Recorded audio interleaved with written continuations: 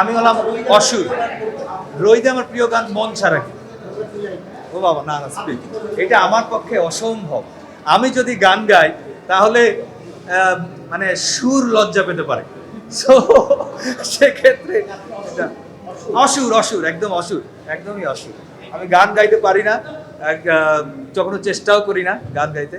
But হোক, যদি কখনো কোনো সময় শিখে করতে হয় কোনো কিছু, সেক্ষেত্রে হয়তো বা করার চেষ্টা করবো কোনোদিন। রোহিত দেখে আমার লাইফ পার্টনার নাজিয়া হক বর্ষা অনেক অনেক ভালো লাগা জানিয়েছে, তার অনেক ভালো লেগেছে এই ছবি, এবং ওনার কিছু সমালোচনা আছে আমাকে নিয়ে, সেগুলো উনি করেছেন এবং আমি ওনাকে বলেছি যে আমি আগামী কাজে সেগুলোতে খেয়াল রাখবো এবং সেই ভুল ত্রুটিগুলো যাতে না থাকে সেগুলো আমি করার চেষ্টা করবো।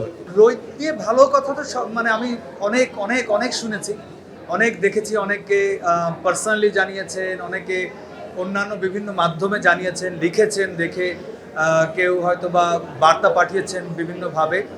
তো ভালো ব্যাপারগুলো নিশ্চয়ই ভালোই লাগে, আর শিল্পীর কাজ যখন উন্মুক্ত হয়ে যায় এবং আপনাদের মাধ্যমে যখন সেটা সবার কাছে গিয়ে পৌঁছয় এবং আবার তাদের অনুভূতি আপনাদের মাধ্যমে আমাদের কাছে এসে পৌঁছয়, তো এটা দারুণ ব্যাপার। আবার সমালোচনা যেগুলো হচ্ছে সেগুলোও দেখেছি এবং সেগুলোকে আমি নিশ্চিতভাবেই ভালোভাবে দেখছি, কারণ একটা কাজের আলোচনা এবং সম আলোচনা দুটোই খুবই জরুরি। তবে সমালোচনা করতে গিয়ে সেটাকে খুব বেশি অবহেলা না করাটা ভালো, সেটা একটা ভালো চর্চা বোধহয় আমাদের সবার হবে। আর সমালোচনা সব কাজেরই থাকবে, সেটা খুব ভালো। আমি সেটাকে খুবই পজিটিভলি দেখছি এবং I really appreciating all the thoughts. দেখেন, আমি কখনোই প্রশংসা বা সাফল্যে গা ভাসিয়ে দেওয়া মানুষ নই এবং সেটা কখনোই আমি করি না। সফলতাকে গায়ে মাখতে আমি চাই না। ভালো লাগছে, কাজের অ্যাপ্রিসিয়েশন হচ্ছে, এবং এই appreciation is always inspiration to me. চরিত্রটাকে যখন মানুষ চিনবে, সেটাকে অ্যাপ্রিসিয়েট করবে, এটা দারুণ একটা অভিজ্ঞতা হয়ে থাকবে এবং সেটাই বহন করে যেতে চাই আমৃত্যু। যে সিনেমা নিয়ে এত মানুষ কথা বলছে এবং এত মানুষ সেটাকে ডিকোডিং করার চেষ্টা করছে, বিভিন্নভাবে ভাবার চেষ্টা করছে, বোঝার চেষ্টা করছে, এই যে শত শত মিমস, ফটোকার্ড, এটা নিঃসন্দেহে ভালো লাগছে। আবার আমি ভাবছি যে আর কি কি বাকি আছে যেগুলো করা যেত আর কি, সেগুলো হয়ে যাক। চরিত্রে যাপন করাটা, এটা এটা আমি করতে সবসময় পছন্দ করি। কখনো সুযোগ পাই, কখনো সুযোগ পাই না। যতটুকু সুযোগ পাই ততটুকুর মধ্যেই যতটুকু যাপন করা যায় ওই চরিত্রটাকে, সেটাই করতে চাই। সাধুকে যাপন করাটা আমার জীবনের এখন পর্যন্ত সবচেয়ে সর্বশ্রেষ্ঠ এক্সপেরিয়েন্স এখন অবধি, কারণ এই সাধুকে যেভাবে যাপন করতে পারলাম, এভাবে আর কবে কোন ক্যারেক্টার করতে পারবো জানি না। আর এর আগে কখনো এত দারুণভাবে কোনো ক্যারেক্টারকে যাপন করা হয়নি। এর আগে আমরা একটা সিনেমা বানাবো, আমি একটা ছবি করেছিলাম, সেই ছবিটা পরে চ্যানেল আইতে রিলিজ হয়েছে। ওই ছবিটা 4-5 বছর ধরে করেছিলাম, তো ওই চরিত্রটার যাপনে একটা লম্বা সময় পেয়েছিলাম আর কি।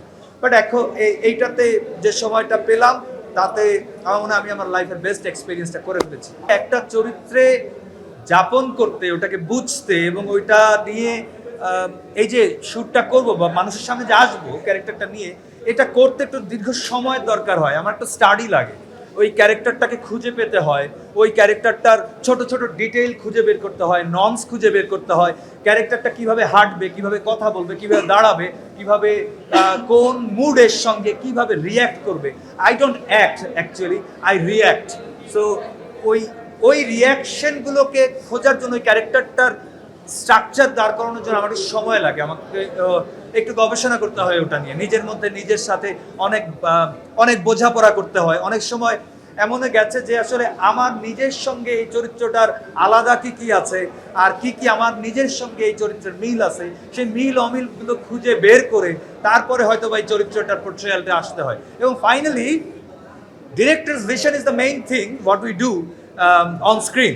সো ডিরেক্টরস ভিশনের সঙ্গে আমি কতটুকু যেতে পারছি সেইটাকেও রেডি করতে আমার তো সময় লাগে।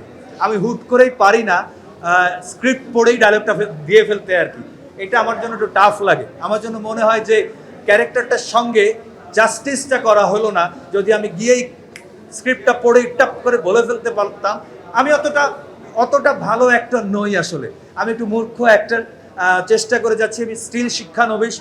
যে প্র্যাকটিসটা করি অ্যাক্টিংয়ে সেটার জন্য আমার সময় লাগে, যার কারণে কাজ আমাকে অনেক কম হয় এবং দেরিতে পাওয়া যায়। শিক্ষা যে শুধুমাত্র একাডেমিতে হয় তা তো না, আসলে শিক্ষার শেষ নাই, জ্ঞানের শেষ নাই।